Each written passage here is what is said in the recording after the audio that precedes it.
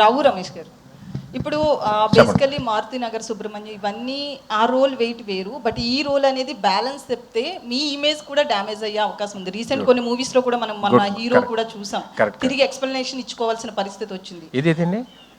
Okay, hero పేరు ఎందుకులేండి.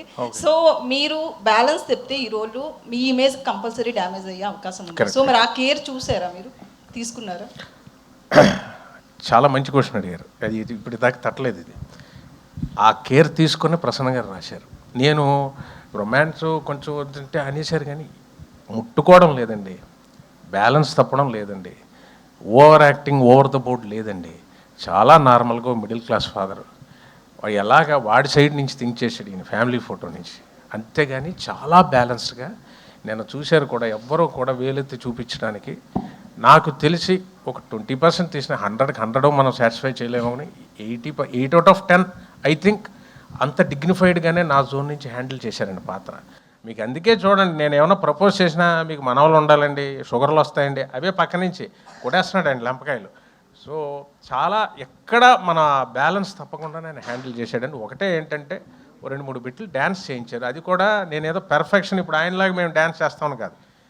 మా ప్రసన్న అన్నారు, మీరు అటెంప్ట్ చేస్తేనే ఒక క్యూట్నెస్, అడే పాత్ర డ్యాన్స్ చేస్తుంది అని చూస్తారు. మేము గొప్పగా డ్యాన్స్ చేసామని కాదు. సో బాగా చేసామండి. అది లేదు, డిగ్నిటీ దిగి ఎక్కడ లేదండి. వెరీ ఆర్గానిక్గా ఉంటుందండి ఈ సినిమాలో. కామెడీ కానీ ఎమోషన్ కానీ చాలా ఆర్గానిక్గా ఉంటుంది, వెకిలిగా ఉండదు అస్సలు. ఎందుకంటే మీరు ఆయన ఒక్కరి కెరియర్ అన్నారు, వాట్ అబౌట్ మై కెరియర్?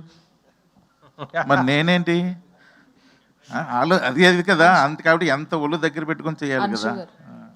అయితే త్రినాథరావు గారు, ఇప్పుడు టీజర్ లాంచ్కి ట్రైలర్ లాంచ్కి మధ్యలో త్రినాథరావు గారి బిహేవియర్లో కానీ మెంటాలిటీలో కానీ ఏమైనా చేంజెస్ వచ్చాయని ఏమన్నా అనుకున్నారా, డిసైడ్ అయ్యారా? స్టేజ్ మీద మాట్లాడేటప్పుడు కావచ్చు ఇట్లా.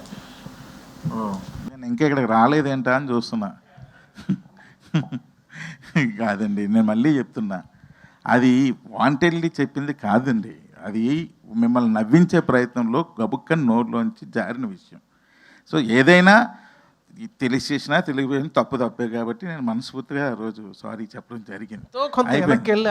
ముట్టికి వెళ్ళడం సారీ చూసారా, ఇది తీసుకుంటారు మళ్ళీ లెటరల్ కాకుండా. ఇప్పుడు ఎలగారికలు తీసుకోకుండా లిటరల్లీ అది రాస్తారు.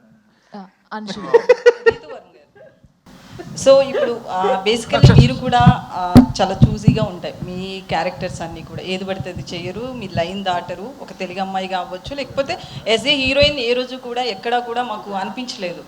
సో మీరు ఈ రోల్ ఎలా చేస్తున్నారు, ఎలా ఉంటుంది మీ క్యారెక్టర్ ఇందులో? అంటే as an actor I want to be doing wide variety of roles అండి, లేకపోతే ఒక స్టాగ్నెంట్ ఫీలింగ్ వచ్చేస్తుంది. My job is to try new things whether it works out or not. That is my only effort. And ఈ సినిమాలో ఒక కొత్త రితుని చూస్తారు అని ఒక నమ్మకం ఉంది. And I hope everybody likes my character.